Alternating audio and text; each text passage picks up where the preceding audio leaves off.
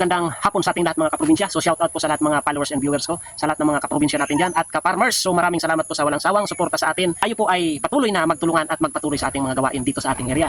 Ito sa ngayon mga kaprobinsya, tayo po ay magta-transplant ng pechay. Ayan mga kaprobinsya, dahil nasa edad naman siya.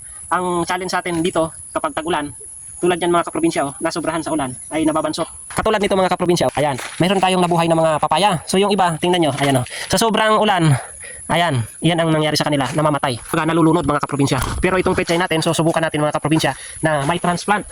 At abunuhan natin mga kaprobinsya kung magse-survive pa siya o magpapatuloy sa kanyang paglaki. So tingnan natin mga kaprobinsya. Kung hindi siya mag-survive at bansot na talaga siya, magpupunla ulit tayo mga kaprobinsya. Gawa ito ng sobrang ulan mga kaprobinsya, kaya ganito yung nangyari sa ating pechay.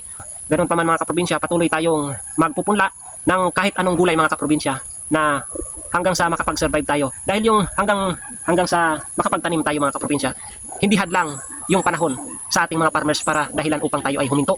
Hindi tayo hihinto mga kaprobinsya. Tayo po ay magpapatuloy sa pagtatanim dahil ito yung ating libangan na dito sa probinsya. Dito sa ating area bilang namumuhay dito sa bundok, hindi tayo pwedeng sumuko at hindi tayo pwedeng huminto. Normal lang po mga kaprobinsya yung panghinaan. Pero ang mahalaga, hindi tayo sumusuko. So, ayan mga kaprobinsya, maraming salamat. Palakasin yung ating katawan na siyang puhunan sa ating pagtatanim. God bless, peace, bye. Alright.